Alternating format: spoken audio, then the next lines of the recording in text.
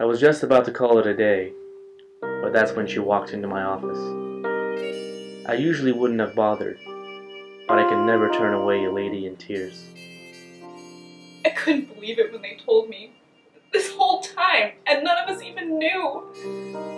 Take it easy, Toots.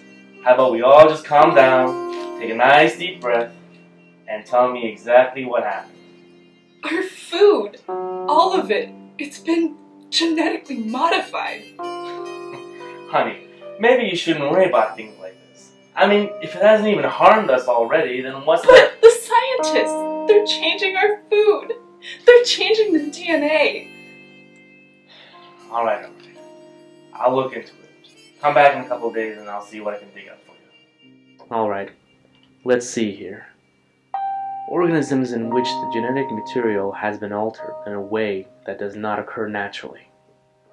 Good God. How are they getting away with this? Allows scientists to transfer specific genes from one organism to another? Allowing it to obtain a certain characteristic? What kind of world do we live in? These fruits and vegetables, even these hybrid animals. How can this be? You know, they say that GMOs can cause allergies. Some are even toxic. Even some people go as far as to say that they have no nutritional value.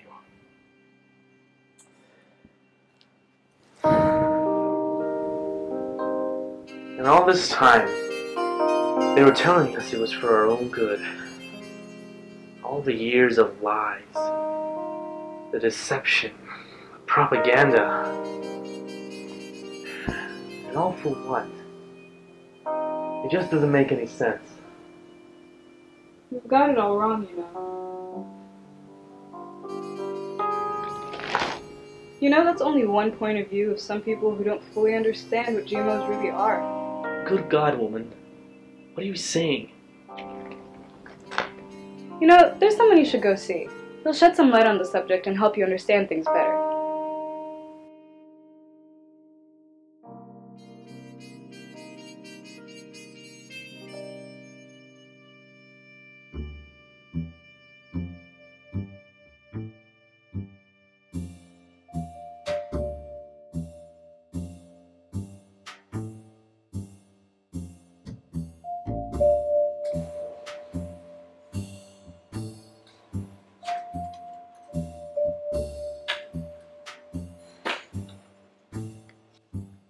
I've been expecting you, Detective.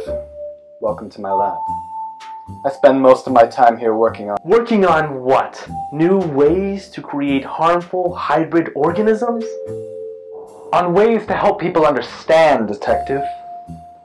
Don't you see? The most basic staples of food are in fact GMOs. Just what exactly do you mean, Doctor? You seem like you're a reasonable guy, Detective. How about you listen to what I have to say? Buddy, I think you're slime. But start talking. Don't you see, Detective? Do you even recognize this? This would be your precious banana had it not been for human interference. But wait, there's more. This... well, that's corn. Does that look edible to you? And here, cauliflower, Brussels sprouts, broccoli, kale. None of this would be here today had it not been for genetic modification of the crucifera flower via artificial selection of traits.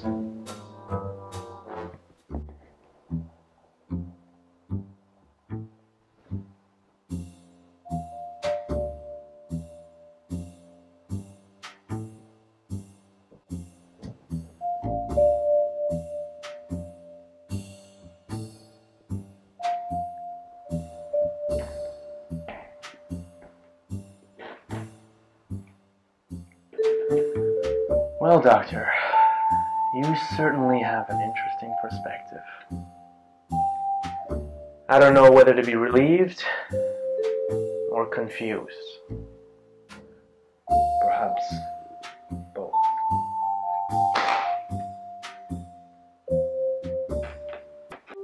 Sometimes, something as advantageous as this technique, well, Detective, it can get out of hand.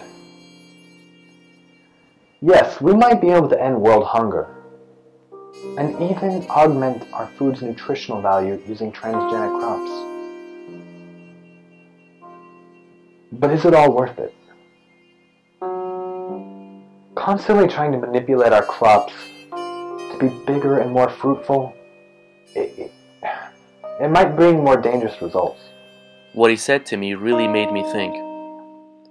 In a world where there are 7 billion people, I can understand exactly why GMOs would be so important.